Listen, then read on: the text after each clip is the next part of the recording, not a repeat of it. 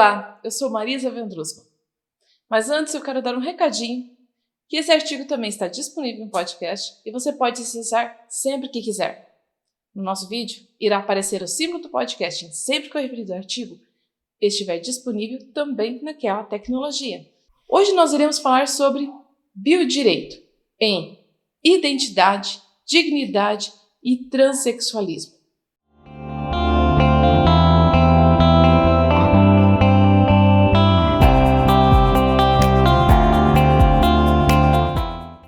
A definição científica do termo transexualismo torna-se importante a partir do diagnóstico social, sendo que somente uma orientação científica é capaz de afastar preconceitos arraigados na mente humana. A partir do conhecimento científico, é possível evitar designações equivocadas e preconceituosas, razão pela qual, antes de adentrar nos aspectos jurídicos do tema proposto, necessário se faz conceituar o transexualismo. Henry Benjamin, médico norte-americano, foi o primeiro cientista a mencionar em 1953 o termo transexualismo. Ele considerava os transexuais como pessoas de sexo masculino que, mesmo sabendo-se homens e biologicamente normais, encontravam-se profundamente inconformados com o seu sexo biológico e desejosos de modificá-lo. Desde muito cedo, estas crianças manifestam repúdio pelos genitais e anseio permanente de serem meninas. A Organização Mundial da Saúde estabeleceu internacionalmente um conceito para o transexualismo, incluindo-o no Código Internacional de Doenças, que é o CID-10, considerando-o como um dos transtornos da identidade sexual. Assim, o transexualismo passou a ser conceituado da seguinte forma: trata-se de um desejo de viver e ser aceito enquanto pessoa do sexo oposto. Este desejo se acompanha, em geral, de um sentimento do mal-estar ou da inadaptação por referência ao seu próprio sexo anatômico e do desejo de submeter-se a uma intervenção cirúrgica ou a um tratamento hormonal a fim de tornar seu corpo tão conforme quanto possível quanto ao sexo desejado. O transexual é um indivíduo que tem fisicamente um sexo, mas que mentalmente é de outro sexo. Dizem por isso que se trata de um homem em corpo de mulher ou de uma mulher com corpo de homem. Desse modo, o transexual pugna por ter corpo reajustado e identificado ao seu estado mental. O transexualismo não se confunde, outro sim, com o travestismo, termo cunhado para caracterizar o indivíduo que usa roupas do sexo oposto, ou com o homossexualismo, pessoa que mantém relações sexuais com outras do mesmo sexo. Assim, o transexual, ao contrário do homossexual e do travesti, não se aceita como é, o que gera automutilação e até mesmo suicídio. O transexualismo, ademais, é considerado doença, CID-10-F64.0. É necessário consignar que todos esses termos são inadequados para definir qualquer ser humano, sendo por vezes ofensivos, mas que contudo foi utilizado para fazer-se compreendido. Feita essa definição, lembro que o Superior Tribunal de Justiça, recentemente, determinou a alteração do nome e da designação de sexo de um transexual que realizou a cirurgia de transgenitalização, entretanto, sem que na nova certidão civil conste anotação sobre a decisão judicial, mas apenas nos livros cartorários. Existe também a ação declaratória de inconstitucionalidade 4275, aforada pela Procuradoria-Geral da República, que está conclusa para decisão no Supremo Tribunal Federal, a fim de dar uma interpretação conforme a Constituição do artigo 58 da Lei 6.015 de 73, que é a Lei de Registros Públicos.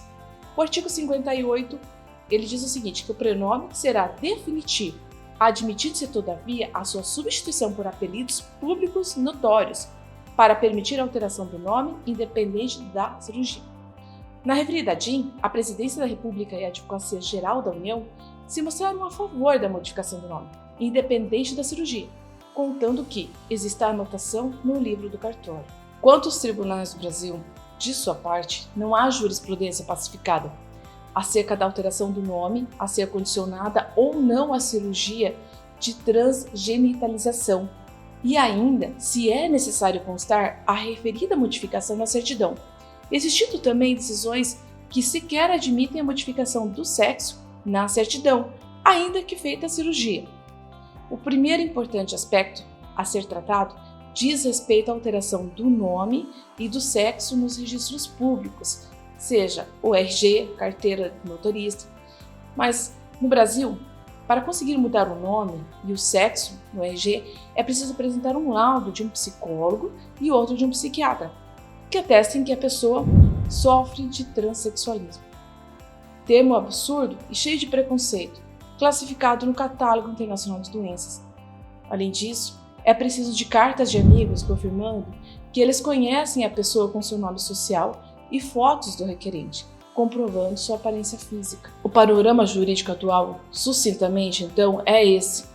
Contudo, existem várias pessoas com quem eu tive a oportunidade de conversar sobre a questão e que não concordam com a realização da cirurgia de transgenitalização e com a alteração no registro civil. Não seria verdadeiramente uma doença e que o Sistema Único de Saúde não comportaria o custo do tratamento. E além disso, como seria possível no meio social identificar uma mulher ou homem, abre aspas, de verdade? Do outro lado, tive a oportunidade de atender alguns casos jurídicos de transexualismo, momento em que foi possível conhecer um pouco do dia a dia dessas pessoas. Relatam as humilhações em todas as situações em que precisam identificar-se, mediante documento, pois, tendo a aparência de, por exemplo, uma mulher, ostentam no documento o nome de um homem. Assim, o martírio se dá quando estão na faculdade, principalmente na chamada para a verificação da presença em clubes, bares, boates. Isso se dá igualmente quando estão a fazer entrevistas de emprego, além de outras situações do cotidiano. Então, entre a visão dos que não concordam com a cirurgia e a modificação no registro civil e aqueles que sofrem da doença, há uma última posição que trago à lume. Nela estão os que identificam o ser humano em sua essência, independente da cultura, etnia, sexo, religião, filosofia, condição econômica, títulos sociais e aparência. Em suma, os transexuais buscam a sua identidade e a felicidade por meio de um tratamento que é disponibilizado pelo Estado. As regras estão delineadas nos tribunais superiores e, pelo exposto no início, o Supremo Tribunal Federal deve decidir de acordo com a última posição que relacionei no texto. Antes das cirurgias, é realizada uma avaliação e acompanhamento ambulatorial com equipe multiprofissional com assistência integral no processo transexualizador. Para ambos os gêneros, a portaria do Ministério da Saúde estabelece que a idade mínima para procedimentos ambulatoriais seja de 18 anos. Esses procedimentos incluem acompanhamento multiprofissional e hormonioterapia. Para procedimentos cirúrgicos, a idade mínima é de 21 anos.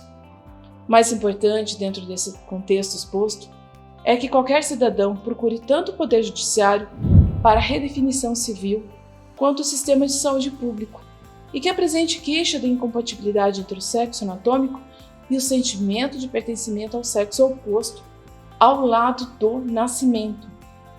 Deve ter sua dignidade preservada, tendo direito a um atendimento humanizado, acolhedor e livre de qualquer discriminação. Por tal razão, devem ser louvadas todas as conquistas já adquiridas pelos transexuais, ainda que haja um longo e duro caminho a ser alcançado, devendo cada vez mais ser difundida uma ideia de sociedade tolerante e isenta de preconceitos. Você precisa de mais informação? Tem mais dúvidas sobre esse assunto?